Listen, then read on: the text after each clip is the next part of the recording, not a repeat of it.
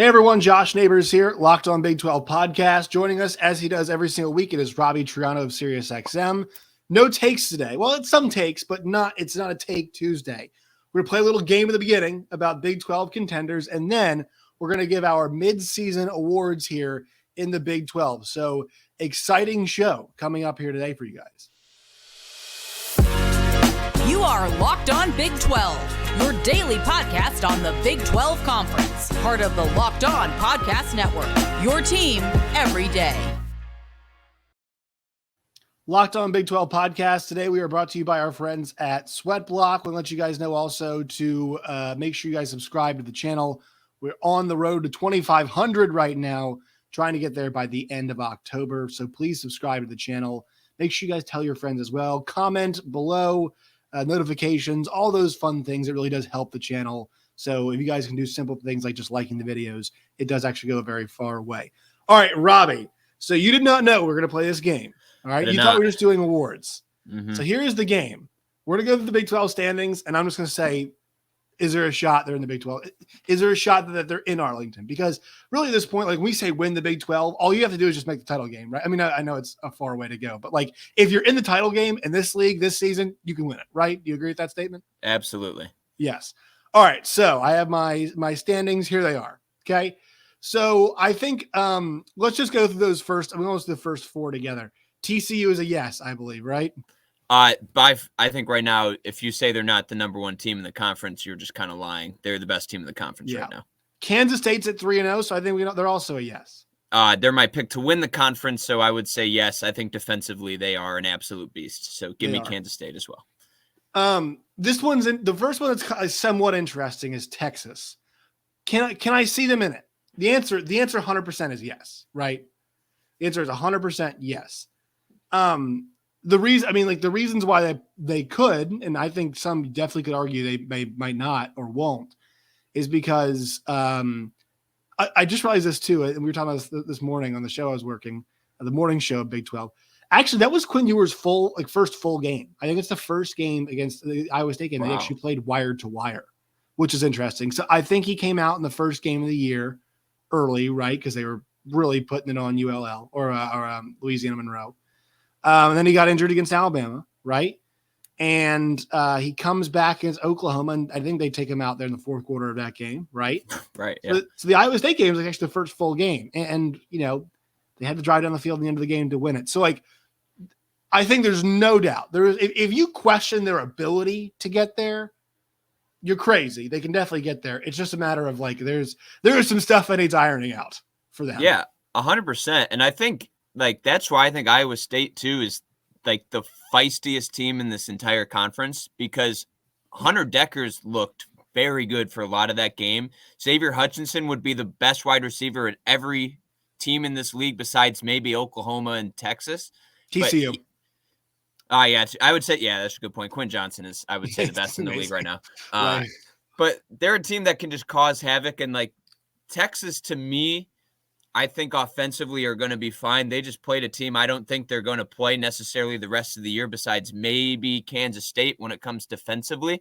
Maybe Oklahoma State this weekend, which is going to be an awesome game. Mm-hmm. But for me, I think Texas is going to be just fine. And the thing I'm buying for the rest of the season and watching, the connection between Quinn Ewers and Xavier Worthy is awesome. It's like this rule. It's blanket, he'll be down there, so then he'll chuck it. And that's just kind of what's happening, and I love what's happening there. Defensively, I think this league is kind of down defensively, and Texas is kind of being one of the better teams. Agreed. So 100%, I think Texas not only has a chance to make it, but they have a chance to win if they get there. But will they get there? Can we see Steve Sarkisian go from 5-7 to a Big 12 conference title contender? Right now, yes, but I still need to see a little bit more. To me, it's there's almost two outcomes at this point. Either they win the damn thing or they don't make the Big 12 title game, right? Because 100%. If they make it there, I mean, that means that they've done a lot of the stuff that we've asked them to at that point, and you think they're rocking and rolling at that point.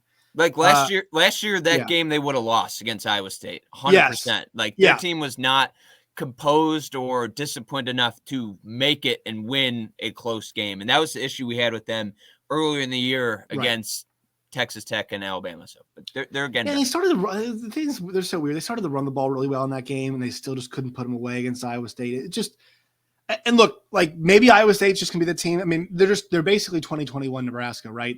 They've got 4 consecutive losses by a combined 14 points. That's an amazing now. Yeah, it's really what they are now at this point. And I mean, it's a lot of it's special teams. They had a weird fumble. Their best player dropped the ball that he doesn't normally drop. Like, it's Matt Campbell on the hot seat. Yeah, my he has to be so frustrated because he's like, oh my god, guys, like just correct the foul. And really, it's not his fault. Like, I mean, if they executed a couple of things, if the team executed a couple of things, like they'd be what? I mean, 6-2. He's the cheesiest coach ever. Sidebar on Matt Campbell, but like he said, he's never been more proud of his team. Dude, you're 0-4 in the conference. You're 3-4. He does not look proud at the moment of some of their woes. I would tell him that. Yeah. Oklahoma State. Yes, I think yes, right. We can definitely see them there. Yeah, I see them in there. I actually thought if they were going to beat TCU, I was putting them in Penn for the title game. But they did not beat TCU, and I think a lot of it has to do with their offense after the first quarter was basically non-existent. They weren't aggressive. They were settling for field goals, which is awesome because their kicker has been perfect 10 for 10 this season. But that's a team offensively. I need to see them be a little bit more aggressive. They have the defense where you can win games, and the offense where you can definitely win games. Right. But this stretch here, I think, is so important to them because if they walk away 2-0, put them in the title game because the rest of their season, I think, is kind of a joke. They play Texas this weekend, which is going to be an incredible matchup at home. Then you go at Kansas State. Mm-hmm.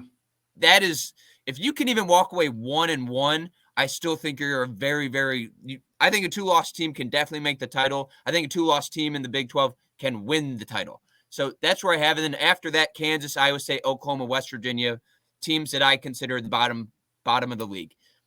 So right now, I think Oklahoma State is definitely a Big 12 title team. I am less sure of them after that TCU game, but honestly, if you go to OT at TCU, but they should have won that game. The problem was they shouldn't have been in OT. They need to finish. Their offense second half was bad. And every single time, TCU would kick a field goal, then Oklahoma State kick a field goal, right? And so those opportunities where you could have put somebody away, they just didn't do it. I think the one thing, Robbie, is 100% they could. They definitely could. Yep. They're banged up. They're very banged up. That's a question I have for you is, can this team still go to the Big 12 title game without Spencer Sanders? And my answer is no. No. There's no. He is, I mean, he is functional. Look, I'm really glad they could put the offense on his shoulders this year. When you do that, much like Alabama, I mean, I know Alabama they had some success with Jalen Milroe, but let's be honest. If Alabama played Texas, the backup quarter, if Card went up against Milroe, right, Texas probably wins that game. Right. I mean, you look at the end of that drive, Bryce Young. That was Bryce Young magic at the end of that game. I know Milroe came in, they beat Arkansas, whatever. But if they play elite level competition, they cannot do that. Oklahoma State's kind of the same way, right? They are a team that, because the thing about this league has been great, right? We've seen a lot of awesome backup quarterback play this year. We really have. Oklahoma, excluding OU. We've seen some really awesome backup quarterback. Yes. Yeah, Braden Willis, not a quarterback. And for them, I mean. But it makes sense, right? A guy's been starting for that long. You don't, and look, not saying they don't have talent behind him, but when you have the keys to the car for that long, he's the guy.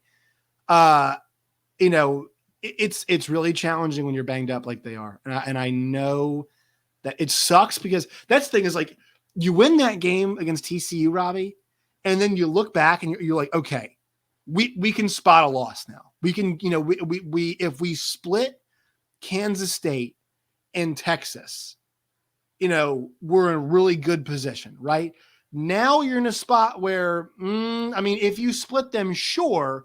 But here's the problem, Robbie. Those are two of the teams that are going to come down to at the end of the year, right? So if we're in a tiebreaker spot with TCU right now, who gets the nod?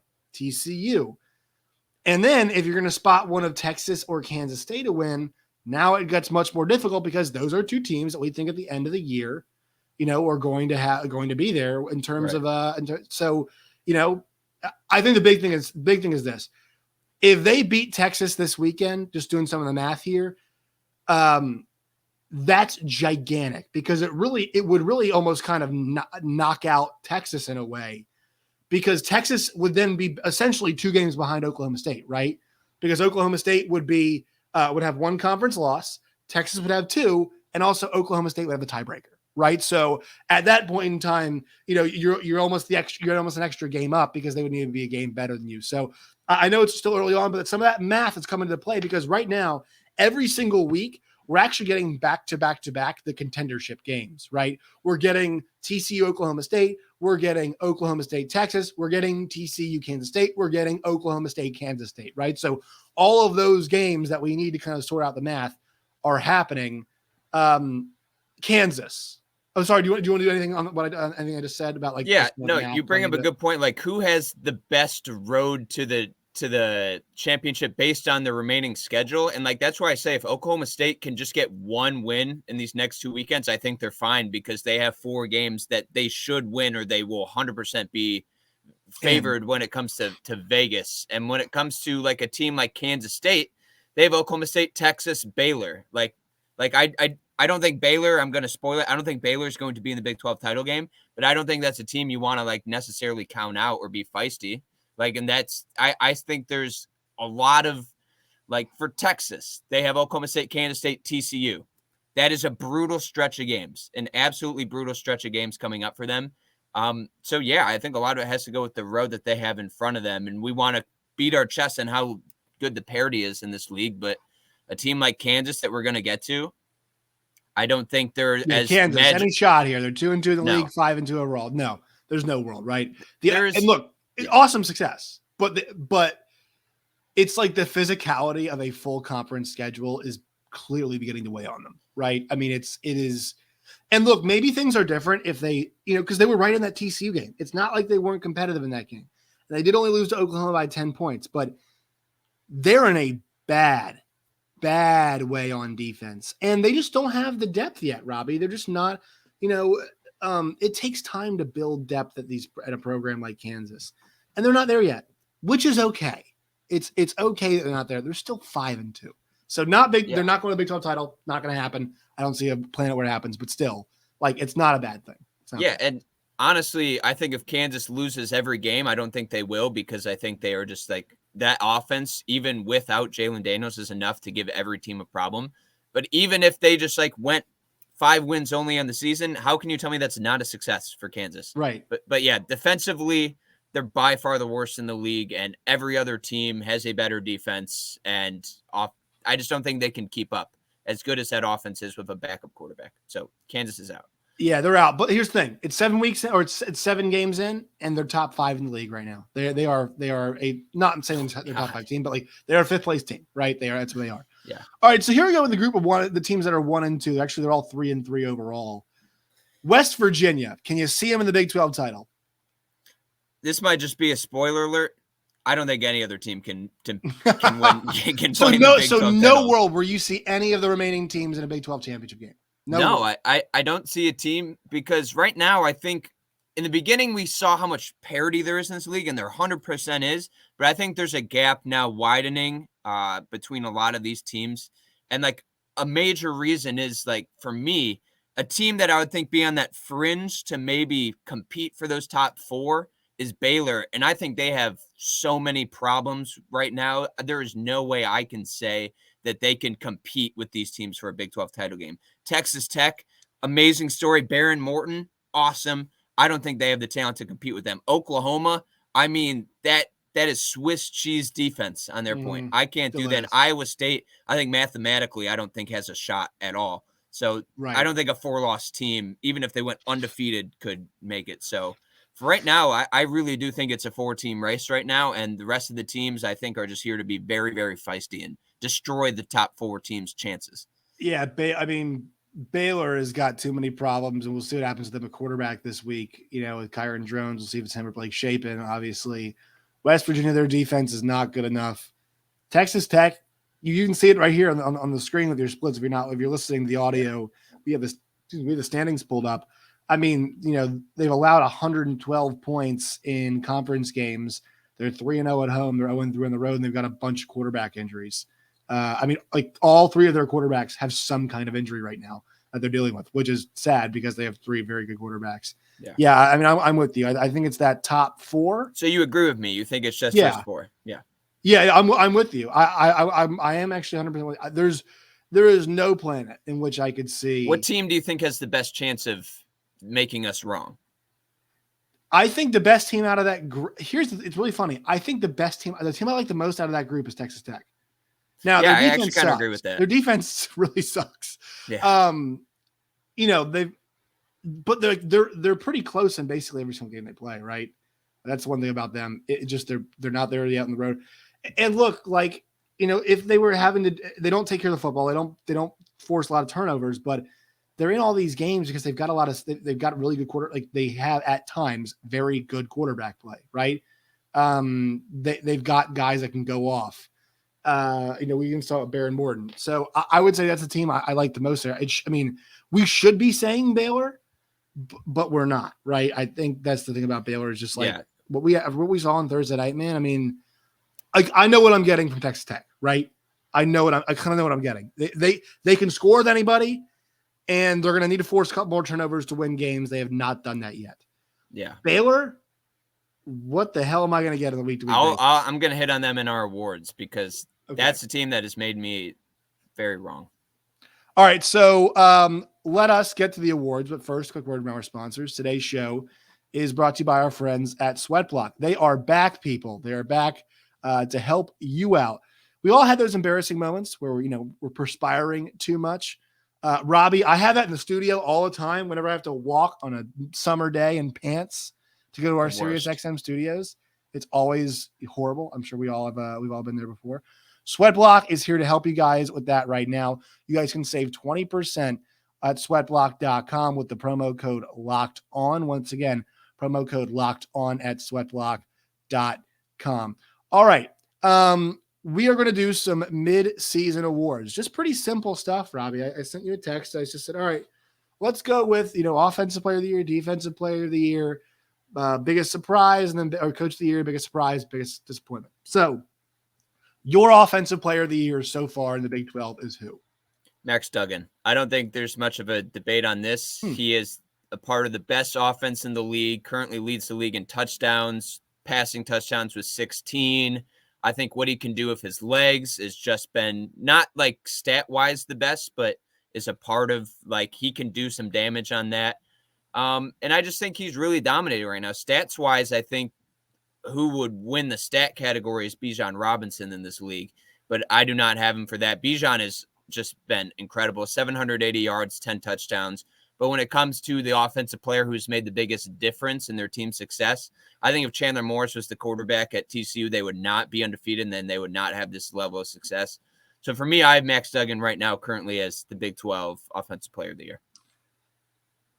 I think it's a very good shout. I think for the way that he has played, and look, honestly, we should kind of discount that Colorado game because he didn't really play in it, right?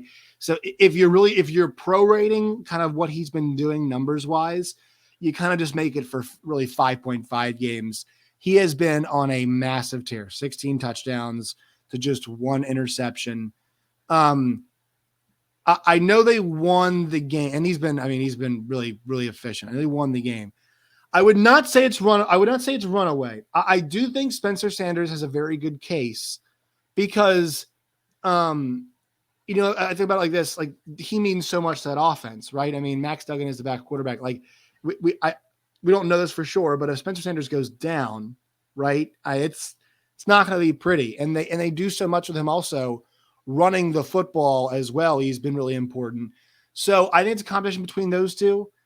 I think Max Duggan gets the nod right now, but I don't think it's a runaway. I wouldn't say it's a runaway. I would not say it's a runaway just because, and look, here's the thing, Robbie, if they get a couple more stops, one or two stops, maybe you and I are we having a different conversation, do you think? Or would you still go with Max Duggan despite the result in that game? I know it's part of it, but let's say Kendrick Miller fumbles in the one and Oklahoma State picks it up, wins the game. Right. Who are we talking about? I still think it would be Max Duggan for me. I think what that offense has done is incredible. And obviously Spencer Sanders is part of the other best offense in the Big 12. So he gets credit as well. But yeah, I think this award is actually not as open as I thought it would be. Like other years, all right, Kyler Murray, all right, Jalen Hurts, all right, Breece Hall. Now I feel like it's a lot more tight. If people had to vote, though, based on the stats, I think it would 100% Bijan Robinson. 780 rushing yards, about 100 more than number 2 in the league, which is Eric Gray. 10 rushing touchdowns. I mean, he's just been like, I wouldn't say he's having a quiet year because everyone will say, yes, Bijan Robinson's one of the best running backs in college football. But I think like he's just like putting up 100+ yards every single game. It's just consistent. Like he's been consistently amazing for them.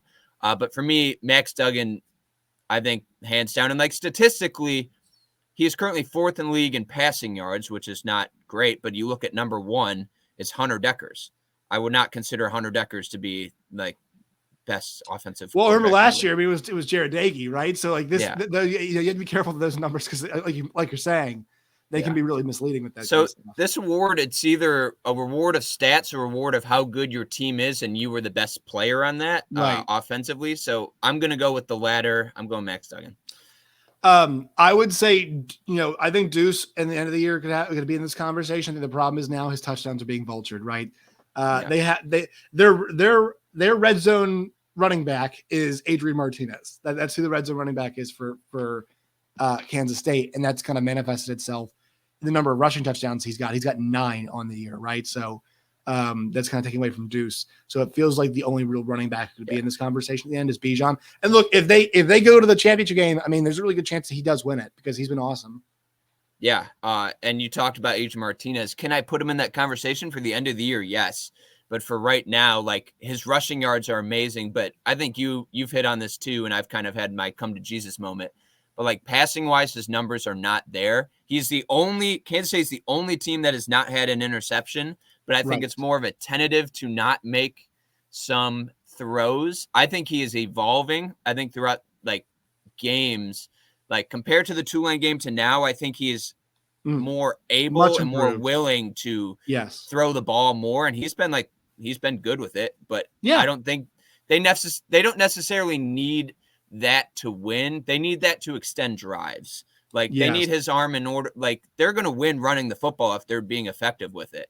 They need his arm when it comes to extending drives on third down against good teams too. Like they're going to need that arm when they play better teams, right? And then against Oklahoma, I'm not saying it's a good team, but like they were able. I mean, him converting third downs, him being able to throw the ball up and downfield. And look, it's a half season award, right? In the first 3 games of the half season, I mean, we're not talking about monster Adrian Martinez games in those first 3, right? The Mizzou game, the South Dakota game, the Tulane game. These aren't monster performances from him. But only 4 passing touchdowns this year. Like I can't. Like, I still he's one of my favorite quarterback spots in the league. He may be in the running for this at the end of the year, but right now you can't say it. Yeah, no.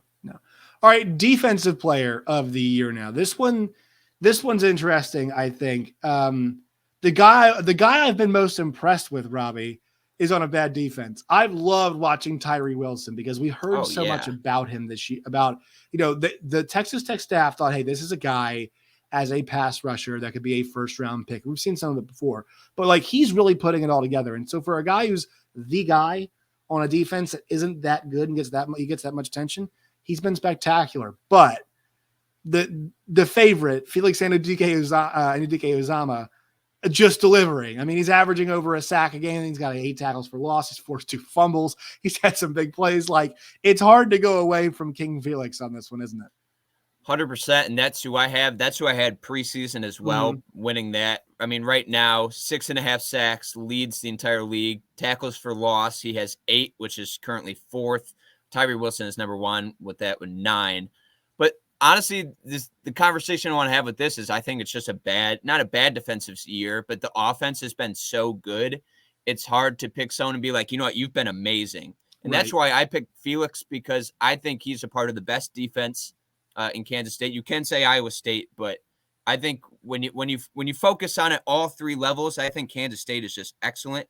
And the player I think most coaches have to game plan the most for is him, because he can disrupt anything for that. So that's my player for now. Jalen Ford of Texas has a case. He just won Big 12 Defensive Player of the Week. Mm-hmm. He's currently leading the league in tackles with 66. He has a sack. He had a big interception against Texas or against Iowa State.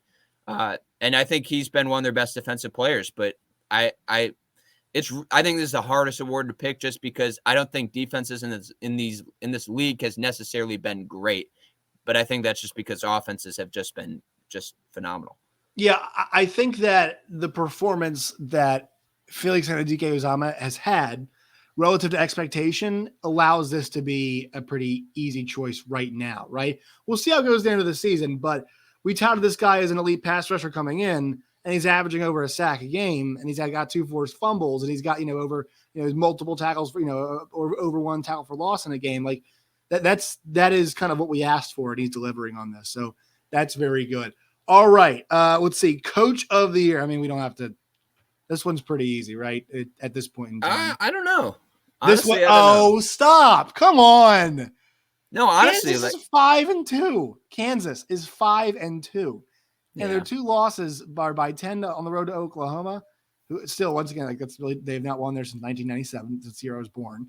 And also, they lost a really close game in their back quarterback against TCU's top 10 team now. I mean, with that start they had at this point in the season, you gotta give it to, I think, at this point in time. And look, whoever you might want to pick, Sonny Dykes, he might be the guy at the end of the year.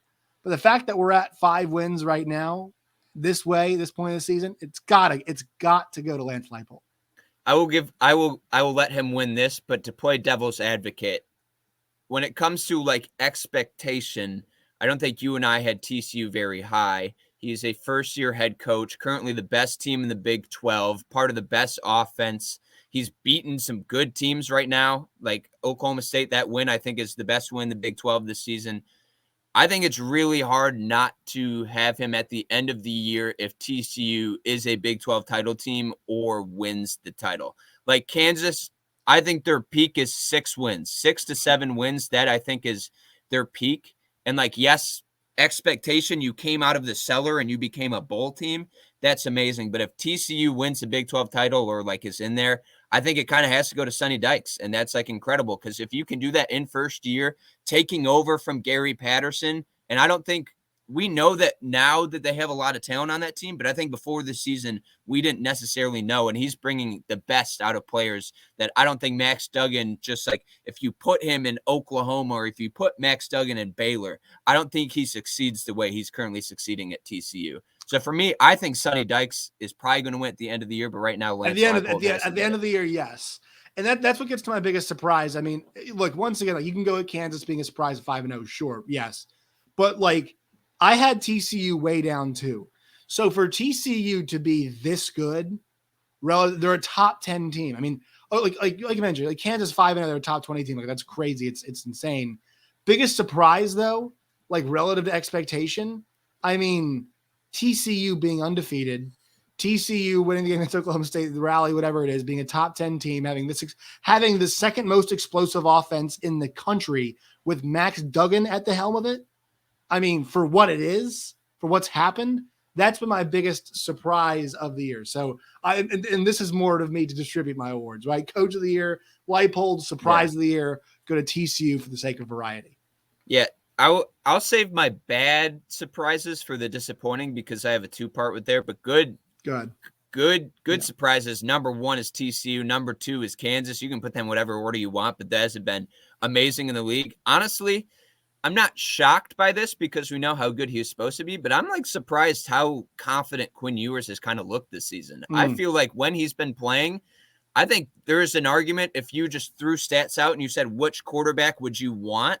Like I would pick Spencer Sanders, but a lot of people are like, I want Quinn Ewers because the things he can do with his arm, I think are better than any quarterback in this league from what he can do with that. Honestly, JT Daniels is in that conversation as well. I think he can do some amazing things with his arm, but his team just kind of stinks and whatever. But those are some surprises as well.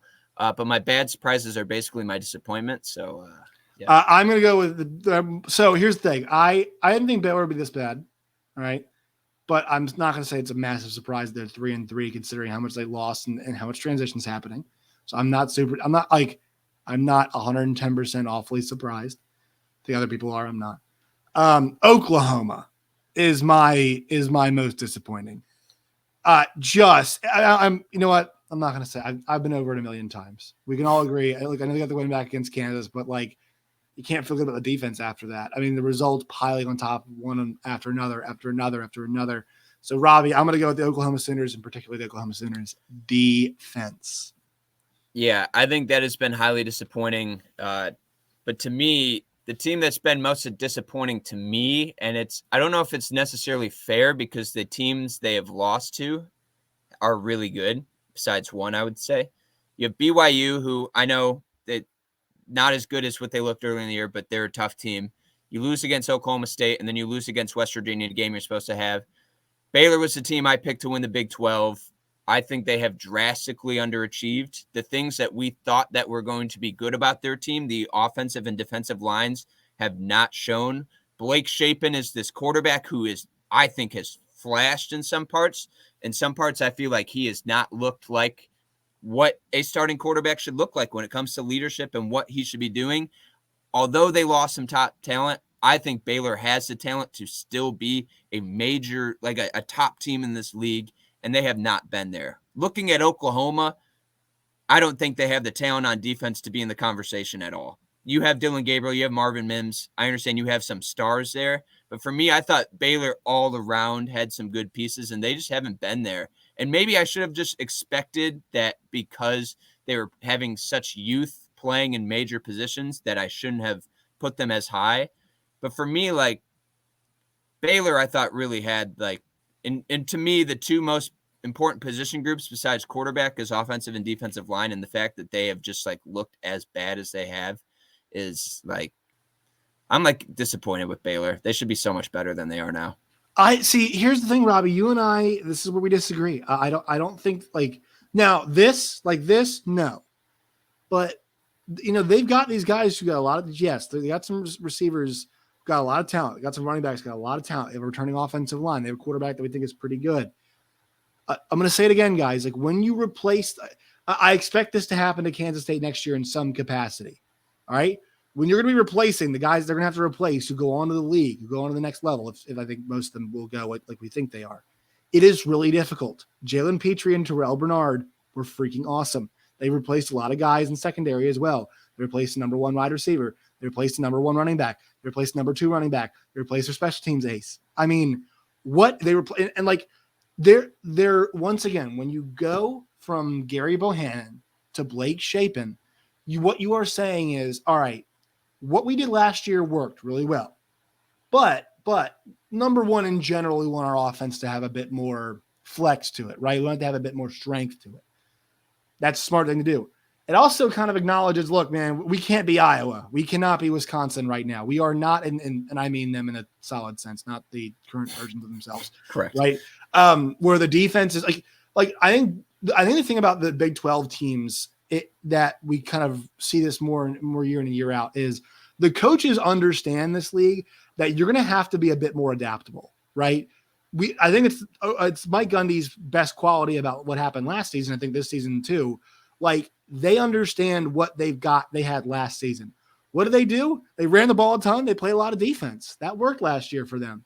Same thing happened for Baylor last year. And what they say this year, they said, well, we know we have to get better. And their offense is a bit more explosive, but that defensive line, not as good as we thought. They got pushed around last week by West Virginia in a pretty underrated offensive line. Yeah, I think West Virginia. Those guys are playing well. They're good. Yeah, Mike Casazza has been on the show and been on the shows that we have with Sirius. We had him this morning, and he's like, those guys they're feeling pretty confident right now, and they should. They're doing a really good job. They were not in the beginning of the season. That Pitt game was a nightmare on the line. So I think that's the thing about this league is, like, those coaches adapt, and I think it was the right call. I think everything Dave Aranda identified with the team, like, they made the right call on everything. It's just, look, like, they had some bad miscues last week, but that's going to happen with new guys. That's going to happen. Like, Blake Shapen's really good. I think he's going to be really good. It's just going to take a little bit longer to get there. I think nobody, Robbie, that we've talked to this year, you, me, the people we work with on any channel, any host, any guest, has said to us they think Blake Shapen's not going to be really good, right? Everybody kind of believes this. Mhm. It's just a matter of how long it takes to get there. And like, it's going to take a little bit longer. We just relied on the preseason top 10 thing was a figment. It should not have happened. It should never have happened. I would just thought like what besides the offensive and defensive lines tells me it's going to be a top 10 team. It just wasn't. And we all love Dave Aranda. We fell in love with Dave Aranda. That was there. Same thing happened with your Michigan State Spartans, correct? I mean, that was a team preseason. It was like, man, what's good about this team? Like their Heisman candidate running back is gone. Only Peyton Thorne's very good. The pass defense isn't much better. Like, why are they top 15 team? And that stuff got exposed. So I'm not saying Baylor's fraudulent. I'm not saying that at all. I agree with that. I just think that it's a journey for this group. It's a journey. Yeah. And guess what? We're not in October yet. Maybe they kick Kansas' ass, and now we're going to November. We're not in November yet. We're in October right now. Maybe we get there, Robbie, and maybe they're gangbusters. Yeah. But it just takes a little bit longer sometimes, which is okay. It's okay. I do give them credit too, because I think really if they wanted to just win now and focus on the future, like, do I think Gary Bohannon is better than Blake Shapen? No, but I think if you have an experienced quarterback who can do some things with his feet that Blake Shapen can, you can be like, you know what? I want to win now, like this NBA model or NFL model where you have a short window to win and you have to do it now. But I think like, what I should have understood going to the season is they made a lot of moves to be future first, to play a lot of young guys, to get Blake Shapen to like, they did not go in the win now mode. And do I like respect it? Yeah, I do a little bit. I think they were kind of understanding like, okay, if we want to be good now, we can focus now. But if we want to be good 5 years down the road, if we want to be good in the next 2 to 3 years, like especially when OU and Texas leave, we have to be starting this now and playing some more young people. And I think like I should have just seen that. I'm just disappointed that they aren't playing as if I thought they would. Like when you put Blake Shapen over Gary Bohannon, an experienced quarterback who like is not doing great at his new spot, but that's a signal of like, okay, he's clearly better. But I think that was a signal of, okay, we want our team to look like this in the future. We want to be passing the ball like this in the future. We want to be doing this with our offense with Jeff Grimes. So I think this is just it's a foundation year for them. They had success. Yeah. Now they have to build more foundation up so you can have continued success down the road. You talked me into it. And look, here's the thing. Like I'm just to look at the depth chart right now. Like for them at wide receiver, Hal Presley, sophomore, Seth Jones, sophomore, Monterey Baldwin, sophomore, Armani Winfield, who they like a lot, sophomore. I mean, all of these guys are pretty young. Blake Shapen, redshirt sophomore, right? And then, the running back, Richard Reese, freshman. Quaylen Jones, Tay McWilliams, Squirrel Williams are all guys who can come back again for them. I mean, like, and then the back end for their defense, Robbie, redshirt freshman, senior, redshirt sophomore, senior. I think one of those guys like more years eligibility left. So like, there's going to be some shifting around on this team for sure. But the offense next year should be, I think, this team's strength. I believe that. I think that's what we're going to see next year. Is the offense will be the strength of this team. We'll see what happens with the line stuff. But like the good thing is they're going to have skill players that can get it out too fast that can kind of make up for the offensive line. So Baylor, I'm sorry. I know you're a Baylor guy. You nailed it last year. And look, you want to keep the momentum going, right? Yeah. You really do with some of that stuff. Like I just saw with their coaching staff that it would be as good, especially with the amount of change in the league. Like Brent Venables coming in, new system. Okay, you have TCU, new system. Okay, you have a lot of teams I didn't think they were quite there yet, and I thought Oklahoma State lost a lot. But I should have just been like, you know what? Just because you have an amazing coaching staff doesn't necessarily make your players that much better to compete for that. Like I think Kansas is the best coached team in the league this year, but they don't have the talent to compete to win a conference title right now. Right. And it turns out, and it works the other way too. Like it turns out TCU had all that. And it turns out TCU had all of it. And they just didn't have the right coaching staff. Right. It's like, which was, we're all, and look, I respect a lot of the people we work with.